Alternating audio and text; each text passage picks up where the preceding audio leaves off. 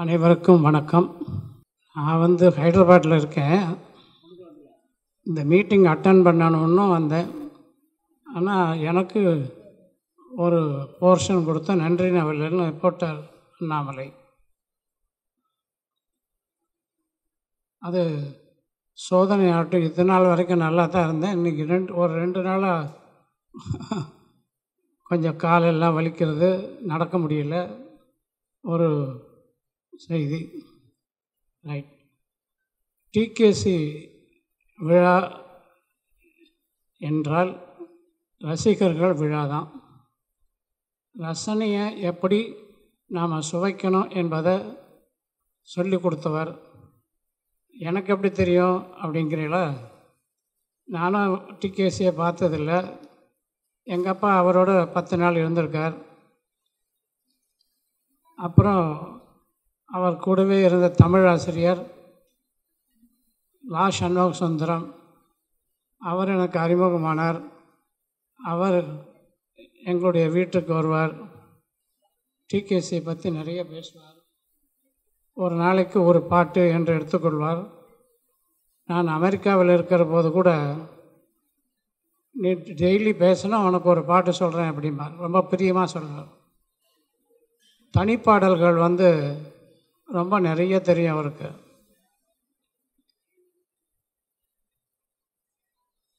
இப்போ இவங்க சுதா சேஷன் அவர்கள் அருமையாக பேசினாங்க. சில பாடல்கள்லாம் சொன்னாங்க. சுதா சேஷன் அவர்கள் ஒரு 4-7-8 மாதமாக கம்பராமாயணம் சாஸ்திராயணம் சொல்லிட்டுருக்கான். 3 வருஷமாக சொல்லின்னு இன்னும் 2 வருஷம் இருக்கா. இன்னும் 2 வருஷம் யுத்த காண்டம் சொல்லணும். இப்போ சுந்தர காண்டம் வரைக்கும் வந்தாச்சு.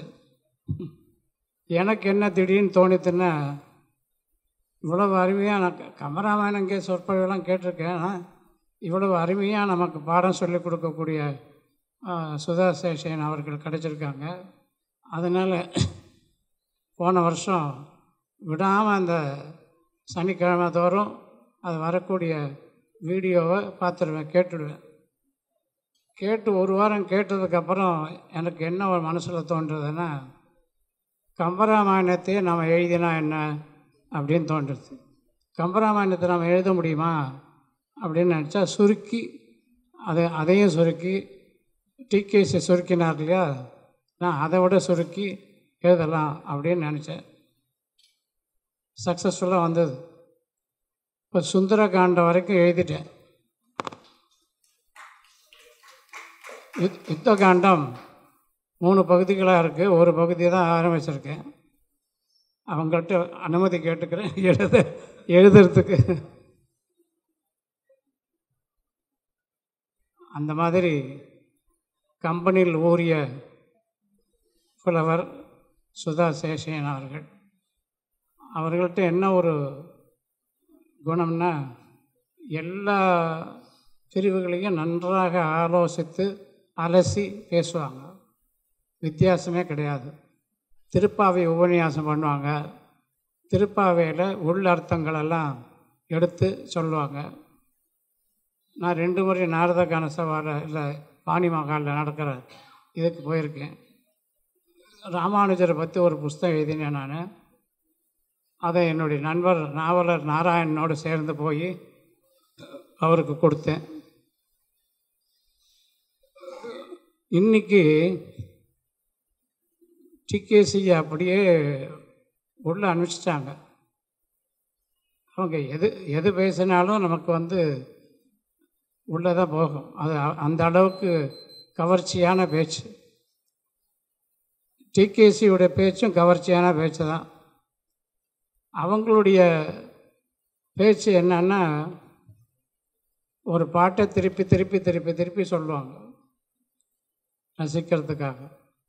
அந்த பாட்டை கேட்டு முடித்த உடனே நமக்கு மனசில் பதிஞ்சிடும். அந்த மாதிரி ஒரு முறையை கையாண்டாங்க.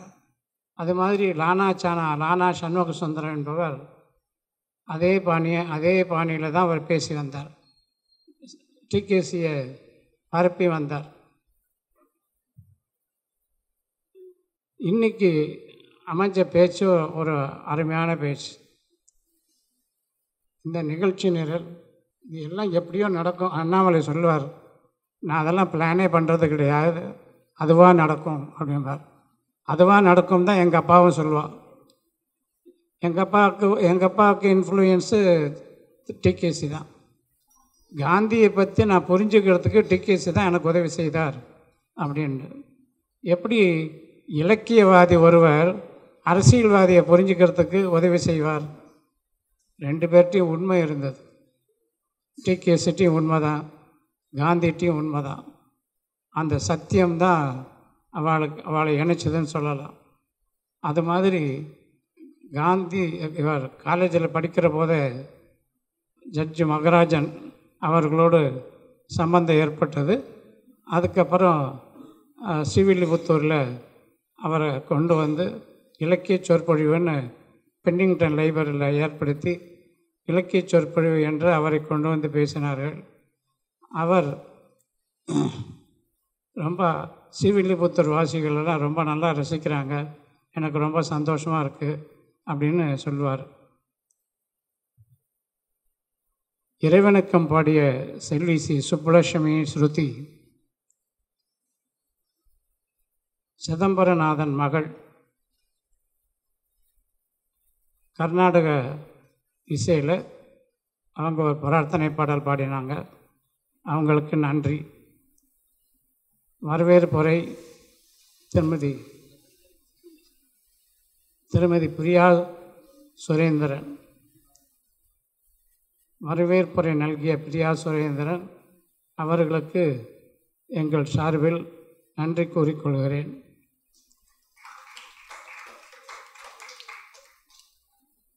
Valli Muthiah extraordinary character, exceptional. பெரிய பணக்காரர்கள் தான், ஆனால் மிகவும் எளிமையாக வாழ்ந்தவர். வள்ளி முத்தையா அவர்கள் கவிதை நிறைய எழுதுவாங்க. இப்போ அதான் அவர்கள் தலைமை உரையே கவிதையில் வந்துருச்சு. குடும்பத்தோட என்னெல்லாம் அவர் மகன்தான் சொல்வார். வள்ளி முத்தையா என்னெல்லாம் மகன்தான் சொல்வார். அவர்களுக்கு கொஞ்சம் வயசானதுனால நிறைய பேச முடியல. டிகேசி மடியில் தவழ்ந்த பெருமை அவங்களுக்கு உண்டு. அவ குடும்பம்தான் கம்பராமாயணத்தை காரைக்குடியில் அரங்கேற்றியது. ராமசாமி முதலியாரும் ராமசாமி முதலியார் தானே தென்காசியில் வச்சு ராமசாமி முதலியார் ப்ளஸ்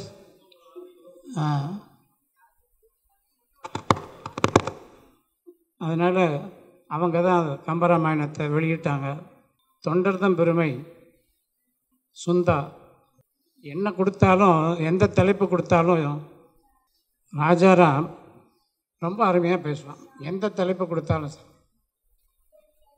அவன் அந்த எழுதினதெல்லாம் பார்க்க மாட்டான், எக்ஸ்ட்ராம்போராக பேசுவான். எதுக்கு இன்றைக்கி சுந்தாவை எடுத்தாங்க அப்படின்னா, சுந்தா பொன்னியின் புதல்வன் அப்படின்னு ஒரு புஸ்தகம் எழுதியிருக்கா. அதில் டிகேசியை பற்றி எழுதுகிறாரு.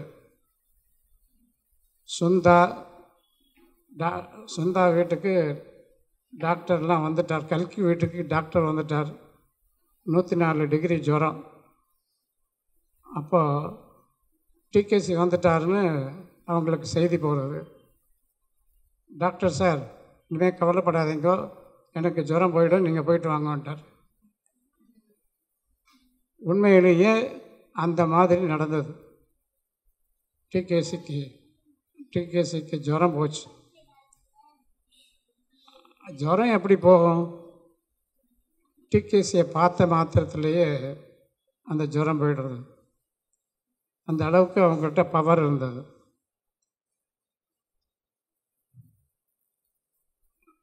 அதே போல் சுந்தா அவர்கள் டிகேசியோடு இருந்த பொழுது தன்னை ஈடுபடுத்தி நிறைய அவங்க பாட்டெல்லாம் ரசித்து இருந்திருக்கிறாங்க. அவர் சண்முகசுந்தரம் அவர்கள் கல்யாணம் ஆன உடனே 4 நாட்கள் நான் டிகேசியை பார்த்துட்டு வரேன் அப்படின்னு சொல்லிட்டு போனான். போனவா வரல. கல்யாண பொண்ணு வீட்டில் தனியாக இருக்குது. 4 நாள் ஆச்சு வரல. என்னாச்சு 4 நாள் ஆச்சே வரலையே அப்படின்னு கவலைப்பட்டாங்க. அப்புறம்தான் அவள் அப்பா, அந்த பொண்ணோட அப்பா போய் சீதை மாதிரி உங்ககிட்ட மாட்டிக்கிட்டாளா, ஏன் இப்படி பண்ணீங்க அப்படின்னு கேட்டிருக்காரு. 4 நாள் கழிச்சு தன்னை மறந்துட்டார் சுந்தா. இவர் லானாச்சானா தன்னை மறந்து 4 நாள் இருந்து அதுக்கப்புறம் வீட்டுக்கு வந்தார்.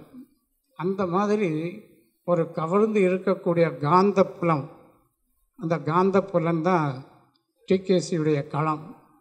எல்லாரையும் இழுத்தணும் காந்த புலம். ரசிகமணி போற்றிய பெண்மையை பற்றி முனைவர் கவிதா அவர்கள் பேசினார்கள். இவங்க தேவதத்தா மேடத்தினுடைய ஸ்டூடெண்ட்டு. தேவதத்தா மேடம் இப்போ வர முடியாது. அவ்வளவு சின்சியராக அவங்கள்ட்ட இருப்பாங்க. இங்கே நிறைய தடவை அங்கே பேசியிருக்காங்க. பெண்மையை பற்றி ரசிகமணி சொல்லியிருக்கார். பெண்களுக்குத்தான் கீதை புரியும், கவிதை புரியும், கவிதையினுடைய ரசனையெல்லாம் புரியும் என்று சொன்னவர். இவர் உதவி பேராசிரியராக தமிழ் முதுகலை மற்றும் உயராய்வுத்துறை எத்ராஜ் மகளிர் கல்லூரி சென்னையில் இருக்கார். அடுத்தது சுதா சேஷையன் அவர்கள் அதான் பேசியாச்சு. ஆனால் இந்த சிறப்புரை நாம் எப்போதும் மனசில் வச்சுட்டே இருக்கணும். இந்த சிறப்புரை அவ்வளவு அருமையாக இருந்தது. ஏன்னா அவங்க எந்த தலைப்பை கொடுத்தாலுமே ரொம்ப நல்லா பேசுவாங்க. அதில் வேறுபாடே பார்க்க மாட்டாங்க, வித்தியாசமே பார்க்க மாட்டாங்க. அப்புறம் கடைசியில் மங்களம் பாடக்கூடிய வல்லபி செல்லத்திற்கு எங்களுடைய ஆசீர்வாதம். தொகுப்புரை சொன்ன சரவணன், அவனும் ரொம்ப நல்லா பேசுவான். தொகுப்புரை மாதிரியே இருக்காது, அழகாக பேசுவான். அவன் இன்னைக்கு ரொம்ப அருமையாக பேசினான். அவனுக்கும் எங்களுடைய நன்றி. தொகுப்புரை வழங்கின நம்ம சரவணனுக்கு ஒரு துண்டு போத்திடலாம்.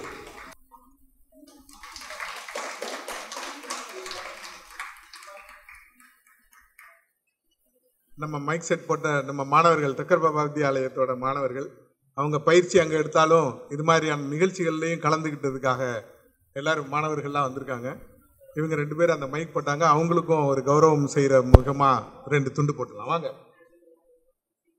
பாலச்சந்தர் அண்ட் சபரிநாத் வாப்பா.